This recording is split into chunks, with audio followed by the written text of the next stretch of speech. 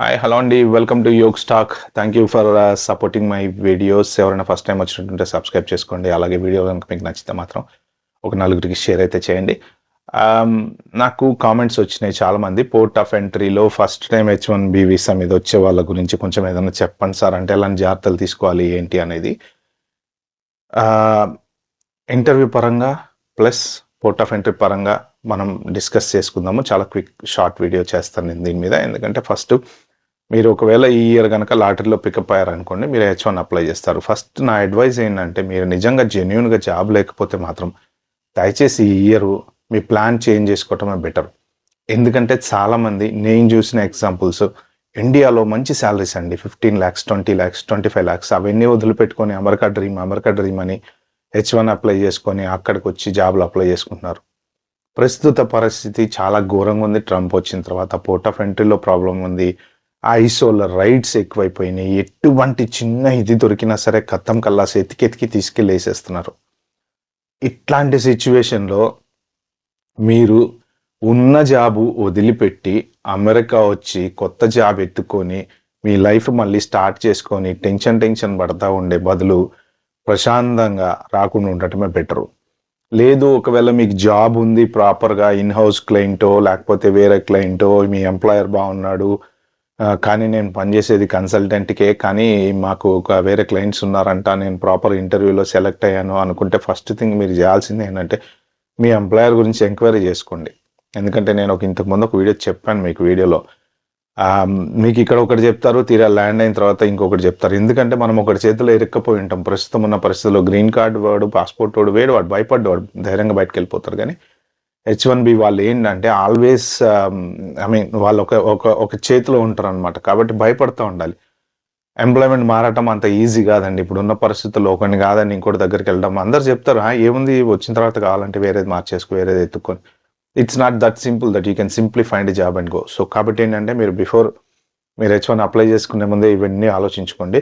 So ఇంకా మన టాపిక్లోకి వెళ్తే, H1 ఇంటర్వ్యూకి వెళ్ళినప్పుడు ఫస్ట్ థింగ్ వాళ్ళు కన్ఫర్మ్ చేసుకునేది ఏంటంటే మీ దగ్గర నుంచి నిజంగా మీకు జాబ్ ఉందా, ప్రాపర్గా శాలరీ ఇస్తాడా లేదా, అసలు ఆ కన్సల్టెంట్ ఎవడు, ఆ కన్సల్టెంట్ క్రెడిబిలిటీ ఏంటి, వాడు అందరికీ ఎంప్లాయీస్కి శాలరీస్ ఇస్తున్నాడా లేదా, వాడి గురించి డీటెయిల్డ్గా మీరు ఆ ఎంప్లాయర్ లెటర్ కానీ, ఒక్కొక్కసారి వాళ్ళు అడ్మినిస్ట్రేటివ్ రిఫరల్స్, ఆ రిఫరల్స్ ఈ రిఫరల్స్ వీళ్ళకి రైజ్ చేసినప్పుడు ఏమవుతుందంటే వాళ్ళు వెళ్ళి ఇన్వెస్టిగేట్ చేసి ఆ ఎంప్లాయర్ నిజంగా ఉన్నాడు, ఆ కన్సల్టెంట్ ఉన్నాడు, ఏం ప్రాబ్లం లేదండి, వాడు జీతం ఇవ్వగలడు, వాడు పెద్ద కంపెనీ అని అప్పుడు పంపించినప్పుడు వాళ్ళు మళ్ళీ రమ్మంటారు, మీకు స్టాంప్ వేసి పంపించేస్తారు వీసా.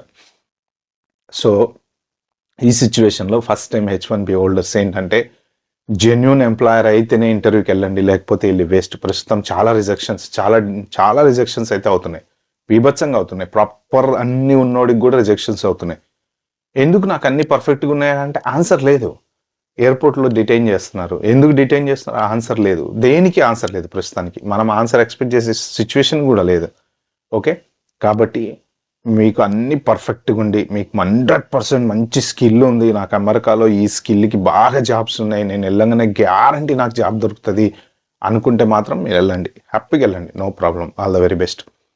సో ఇంటర్వ్యూ కనుక if everything go smooth without having any issues, పర్ఫెక్ట్గా వాళ్ళు ఇచ్చిన డాక్యుమెంట్స్లో ఏ డాక్యుమెంట్స్ మిస్ కాకుండా తీసుకెళ్ళండి, అన్ని హార్డ్ కాపీస్ పెట్టుకొని ఇంటర్వ్యూకి వెళ్ళండి.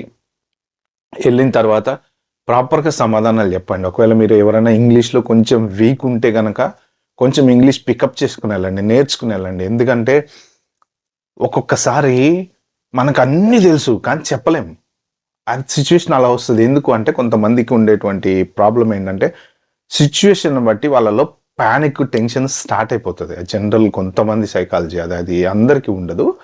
అలా ఆ సిచ్యువేషన్ బట్టి ఎవరి ముందన్నా కూర్చున్నా లేకపోతే వీసా ఆఫీసర్ దగ్గర కూర్చున్నా వాళ్ళ భయం అనేది వచ్చేస్తుంది. అన్నీ తెలుసు, అన్నీ జెన్యూనే, పర్ఫెక్టే, కానీ వాడు అక్కడికి వెళ్ళేటప్పటికి టెన్షన్ పడతా మాట్లాడుతూ ఉంటాడు అనమాట. సో ఫస్ట్ ఆఫ్ ఆల్ అబద్ధం ఆడినా మీరు పర్ఫెక్ట్గా అబద్ధం ఆడండి. అస్సలు రిలాక్స్గా చిల్, అబద్ధం ఆడినా కూడా చిల్, అట్లా ఉండాలన్నమాట. అప్పుడు ఏంటంటే కాన్ఫిడెంట్ ఉంటుంది. వీడు అమెరికా వెళ్ళి మంచి జాబ్ చేస్తాడన్న కాన్ఫిడెంట్. లేదంటే ఓహో వీడు వెళ్ళి జాబ్ ఎత్తుకుంటాడేమో, భూమి భారమైనట్టు వీడు మనకు అమెరికాకు భారం అవుతాడేమో అన్నట్టు ఆలోచిస్తారు వాళ్ళు. కాబట్టి కాన్ఫిడెన్స్ వెరీ ఇంపార్టెంట్ అండి. మీరు ట్రైనింగ్ క్లాసులు తీసుకుంటారా, లేకపోతే మేము అద్దం ముందు నిలబడి మిమ్మల్ని మీరు ప్రిపేర్ చేసుకుంటారా, ఎలా ప్రిపేర్ చేసుకుంటారో ఇదివరకు వచ్చినాయండి, ఇదివరకు H1లో పర్ఫెక్ట్ టప్ప గుద్ది పంపించారు బైడెన్ గవర్నమెంట్లో. ఇప్పుడు ఏంటంటే డీటెయిల్డ్గా వెళ్తున్నారు వాళ్ళు. చాలా స్క్రూటినీ జరుగుతుంది, డీటెయిల్డ్ వెట్టింగ్ అంటారు చూసారా, అది జరుగుతుంది. కాబట్టి ఏంటంటే ఇప్పుడు చాలా కాన్ఫిడెంట్గా ఉంటేనే మనం పర్ఫెక్ట్గా సర్వే కాగలుగుతాం. సో ఆ కాన్ఫిడెన్స్ మీరు పెంచుకొని ఇంటర్వ్యూ అటెండ్ అవ్వండి, ఎవ్రీథింగ్ గో స్మూత్, మీ ఇంటర్వ్యూ అవుతుంది. నెక్స్ట్ ఇంకో క్వశ్చన్, పోర్ట్ ఆఫ్ ఎంట్రీలో కొత్త వాళ్ళకి ఉండే ప్రాబ్లమ్స్ ఏంటి సార్ అనేది. ఫస్ట్ నేను మీకు చెప్పినట్టు జెన్యూన్గా మీరు గనక జాబ్ ఉంటేనే నా సిన్సియర్ అడ్వైస్ రండి. లేదు వచ్చి ఎత్తుకుంటామంటే మాత్రం ప్రస్తుతానికి మీరు ఇండియాలో ఉండడమే బెటర్. వచ్చి ఎత్తుకుంటే ఉన్నోళ్ళకి అక్కడ ఉన్న వాళ్ళకి జాబులు లేవు, పీక్ తొప్పుతున్నారు. చాలా పోతున్నాయి జాబులు, చాలా వింటున్నా. ఎస్పెషల్లీ ఆర్టిఫిషియల్ ఇంటెలిజెన్స్ వచ్చిన తర్వాత ఇంకా చాలా జాబులు పోతున్నాయి. బై 2027 బోల్డ్ అని జాబులు పోయే ఛాన్స్ అయితే ఉన్నది. కాబట్టి మీరు హైలీ స్కిల్డ్, ఇంకా గ్యారంటీ నాకు జాబ్ వస్తుంది, ఇంకా ఇంత స్కిల్ తోపు స్కిల్ ఎవరికి లేదు అని అనుకున్న వాళ్ళు మాత్రం రావచ్చు. ఇప్పుడు ప్రాబ్లం ఏం లేదు, ఉన్నాయి జాబ్స్ ఉన్నాయి కానీ ఆ పర్టికులర్ స్కిల్ సెట్కి మీరు మ్యాచ్ కావాలి. ఎందుకంటే మీకు జాబ్ ఇచ్చేవాడు కూడా ఏం చూస్తాడంటే ఆల్రెడీ అమెరికాలో ఒక 6 నెలల నుంచో 1 ఇయర్ నుంచో పని చేస్తున్నాడో, లేకపోతే గ్రీన్ కార్డ్ హోల్డో, లేకపోతే వీళ్ళందరినీ దాటుకునే ఫస్ట్ పాస్పోర్ట్ హోల్డర్ అండి, తర్వాత గ్రీన్ కార్డ్ హోల్డర్, ఆ తర్వాత H1B. ఇవన్నీ కాకుండా మనల్ని పిచ్చోళ్ళని చేయడానికి కొత్త ట్రెండ్ ఏమొచ్చింది తెలుసా, అక్కడక్కడ లోపల హైరింగ్ మేనేజర్లతో కుమ్మక్కయి అక్కడక్కడ వాళ్ళ రిఫరెన్స్తో అయిపోతాయి. మనం పిచ్చోళ్ళలాగా అప్లికేషన్ పెట్టుకుంటూ కూర్చుంటాం.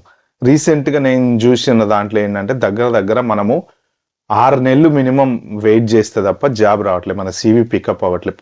ఉన్నాయి జాబ్లు ఉన్నాయి, మస్తేస్తారు వెబ్సైట్లలో, ఇంటర్నల్ రిఫరెన్స్లు అయిపోతుంటాయి అవన్నీ. కానీ ఏంటంటే బయటికి డిక్లేర్ చేయాలి కాబట్టి చేస్తున్నారు. అలాంటివి చాలా జరుగుతున్నాయి. సో మీరేమనుకుంటారు, అబ్బా మస్తు జాబులు పడుతున్నాయి చూస్తే అంటారు, మీరు లేస్తారు పోర్టల్ అప్డేట్ చేస్తూ ఉంటారు, రోజు చూసుకుంటూ అంటారు, మనం పిచ్చోళ్ళలాగా అప్డేట్ చేస్తూనే ఉంటాం. కానీ ఆ జాబ్ క్రైటీరియాలు చాలా మారిపోయినాయి అనమాట. మీరు ఆల్రెడీ అమెరికాలో లేరు, కొత్తగా వచ్చారు. ఆల్రెడీ మీరు ఇండియాలో 50 ఏళ్ళు ఎక్స్పీరియన్స్ పెట్టినా సరే అమెరికా కొత్తగా వచ్చారు కాబట్టి ఎందుకులే వీళ్ళకి ఇవ్వడం, వేరే వాళ్ళకి ఇద్దాము అన్నట్టుంటారు. కానీ కొంతమంది ఏంటంటే అదృష్టవంతులు టక్కన పిక్ అయిపోతారు. మన అదృష్టం, ఎవరి అదృష్టాన్ని ఎవడు మార్చలేడు. సో ఆ అదృష్టం మీకుంటే yes, well and good. So రావచ్చు మీరు. పోర్ట్ ఆఫ్ ఎంట్రీలో మెయిన్ ఇంపార్టెంట్, మీకు ఫస్ట్ ప్రాపర్ ఎంప్లాయ్మెంట్ లెటర్ తెచ్చుకుని మీరు ఏ డాక్యుమెంట్ అయితే వీసా ఇంటర్వ్యూకి తీసుకెళ్లారో ఆ డాక్యుమెంట్స్ అన్నీ క్యారీ చేయండి. పోర్ట్ ఆఫ్ ఎంట్రీలో మిమ్మల్ని చెక్ చేసేది ఏంటంటే నిజంగా మీరు జాబ్ ఉందా లేదా, వాడు ఎంత శాలరీ ఇస్తా అని మీ దగ్గర అగ్రిమెంట్ చేసుకున్నాడు, ఆ శాలరీ మొత్తం మీకు ఇస్తా అన్నాడా లేదా, అది పెద్ద కంపెనీయా, చిన్న కంపెనీయా, డబ్బా కంపెనీయా, కన్సల్టెంట్ కంపెనీయా. సో మీ మేనేజర్ ఎవడు, నీకు జాబ్ జెన్యున్గా H1B ఏంటంటే మన జాబ్ ఉంది, జాబ్ మీదనే వెళ్తున్నట్టు కదా.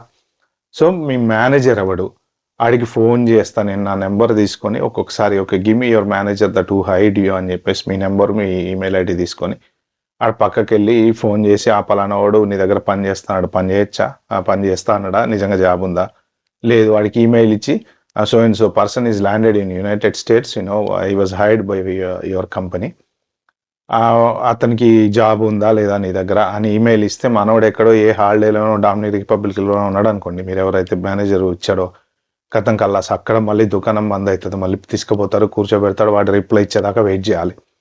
ఎందుకంటే జెన్యున్ జాబో కాదా వాళ్ళు కన్ఫర్మ్. యాక్చువల్గా 2-3 ఏళ్ళు 5 ఏళ్ళు పనిచేసిన H1B హోల్డర్స్నే ఇలా చెక్ చేస్తున్నారు అంటే కొత్తగా వచ్చేవాడికి ఇంకెంత టార్చర్ ఉంటుంది మీరు ఆలోచించండి.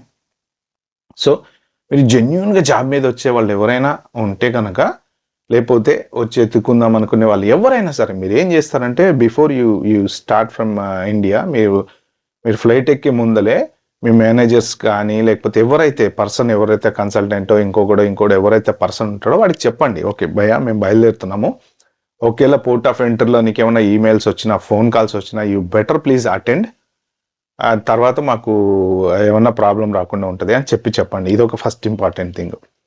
నెక్స్ట్ ఇంపార్టెంట్ థింగ్ ఏంటంటే మీరు పెట్టే డాక్యుమెంట్స్ అన్నీ కరెక్ట్గా తీసుకెళ్లారా లేదా, మీరు మన ఇంటర్వ్యూకి వెళ్ళేటప్పుడు తీసుకెళ్ళిన డాక్యుమెంట్స్ అన్నీ కరెక్ట్గా తీసుకెళ్తున్నారా లేదా, అదొకటి చెక్ చేస్తారు. సో మీరు ఎక్కడ ఏ అడ్రస్లో ఉండాలనుకున్నారో అది చెక్ చేస్తారు. సో అన్నిటికన్నా ఇంపార్టెంట్ థింగ్స్ సింపుల్ ఏంటంటే మీ ల్యాప్టాప్స్, మీ ఫోన్స్ తీసుకొని పక్కన కూర్చోండి అంటారు. సో వాళ్ళు పాస్వర్డ్లు అడుగుతారు. ఆబ్వియస్లీ మీ ఫోన్లో ఏమేమైతే డేటా ఉంటుందో అన్నీ చెక్ చేస్తారు. అంటే మీరు ఒకవేళ మీ ఫ్రెండ్స్తో కానీ, లేకపోతే ఎవరితోటన్నా కానీ మీ చాట్ చేసిన విషయం, ఏదైనా జాబులు ఉన్నాయా, ఎలా ఉన్నాయి ఏంటి, ఏం టెక్నాలజీ బాగా నడుస్తుంది, ఏం నేర్చుకోవాలి అని. మీ ఈమెయిల్స్ ఉంటే చూసారా, ఫస్ట్ టైం ఎప్పుడైతే మీరు ఏజెంట్ తోటి ఈమెయిల్ కాన్వర్జేషన్ స్టార్ట్ చేస్తారో అవి ఒకవేళ మీరు ఏమైనా ఏజెంట్ని అడుగుతున్నారా, నన్ను ఏం నేర్చుకొని రమ్మంటావు, ఇలాంటివి మెయిన్ ఫస్ట్ టైం వచ్చే వాళ్ళకి చాలా ఇంపార్టెంట్. ఇది కాకుండా కొత్తగా ఏంటంటే, నేను దీని మీద మళ్ళీ ఒక వీడియో చేస్తే ఇప్పుడు చెప్పే టాపిక్ మీద, సోషల్ మీడియా అకౌంట్స్ కూడా మీ గురించి పర్ఫెక్ట్గా చెక్ చేస్తారు అనమాట. 100% చెక్ చేస్తున్నారు. ఇప్పుడు చాలా మంది ఐసోలు రైట్ చేసి పట్టుకునేది సోషల్ మీడియా అకౌంట్స్లలో వాళ్ళు పెట్టిన కామెంట్స్ గురించే. జనరల్గా చాలా మందికి ఏంటంటే ఫ్రీడమ్ ఆఫ్ స్పీచ్ అనేది హ్యాబిట్ అండి. ఎవరైనా సరే పోతారు, మనకి ఏదైనా తప్పు అనిపిస్తే కామెంట్ పెడతాం మనం, అది బై న్యాచురల్ మనకి అది. కానీ ఇప్పుడు అదే అందరి పాలిట శాపం అవుతుందని ఎవరు ఊహించలే. సో మీరు గనక ఎప్పుడన్నా యూట్యూబ్ కామెంట్స్లో కానీ, లేకపోతే ఇన్స్టాగ్రామ్ కామెంట్స్లో కానీ, లేకపోతే ఫేస్బుక్ కామెంట్స్లో కానీ ట్రంప్ గురించి మాట్లాడినట్టు కానీ, ఆ కంట్రీ గురించి మాట్లాడినట్టు కానీ, నెగిటివ్గా లేకపోతే హమాస్ గురించి మాట్లాడినట్టు కానీ, ఇలాంటివి ఎక్కడన్నా మీ పేరు మీద సోషల్ మీడియాలో ఒక కామెంట్ ఏదన్నా దొరికినా కథం, జంప్ బ్యాక్ అవుట్, అక్కడి నుంచి అక్కడే అవుట్. H1B అయినా ఫస్ట్ టైం ఎవడైనా సరే. సో కాబట్టి ఎవరైనా ఫస్ట్ టైం H1B వీసా మీద రావాలనుకున్న వాళ్ళు మీరు ఈ జాగ్రత్తలు అయితే మీరు కంపల్సరీ పాటించండి. ఫస్ట్ ఆఫ్ ఆల్ నేను ఒక క్విక్ రీక్యాప్ చేస్తాను అండి. ఫస్ట్, సోషల్ మీడియాలలో అడ్డదిడ్డమైన పోస్టులు పెట్టకండి, అడ్డదిడ్డమైన కామెంట్లు అయితే చేయకండి ప్రియర్ టు మీ ఇంటర్వ్యూకి వెళ్ళే కన్నా ముందు. ఎందుకంటే ఈ ఇయర్ ఇప్పుడే లాటరీ స్టార్ట్ అయింది కాబట్టి మీకు కొంచెం ఎనఫ్ టైం ఉంటుంది వీసా అప్లై చేసుకొని లాటరీకి వెళ్ళడానికి. ఓకే, సో కామెంట్లు అలాంటి వాటిల్లో సోషల్ మీడియాలో ఇన్వాల్వ్ అవ్వకండి. మీకు ఏమన్నా చెత్త అకౌంట్లు ఉండి ఇంతకుముందు ఏమైనా ఉంటే ముందే డిలీట్ చేసి పడండి, బెస్ట్ అది. నెక్స్ట్ థింగ్, మీ ఎంప్లాయర్తో కరెక్ట్గా మాట్లాడుకొని శాలరీ సర్టిఫికెట్లు అవన్నీ పర్ఫెక్ట్గా తీసుకోండి. థర్డ్ థింగ్ ఏంటంటే, మీరు ఇంటర్వ్యూకి అన్ని ప్రాపర్ డాక్యుమెంట్స్ తీసుకెళ్ళండి. Okay, so fourth thing, port of ఎంట్రీలో మాత్రం మీరు ముందే వాళ్ళకి ఇన్ఫార్మ్ చేయండి, మేము అమెరికాలో ల్యాండ్ అవుతున్నాము, భయ ఏమన్నా ఈమెయిల్స్ కానీ అవి కానీ వస్తే ఆన్ డాట్ అటెండ్ అవ్వండి అని చెప్పేసి.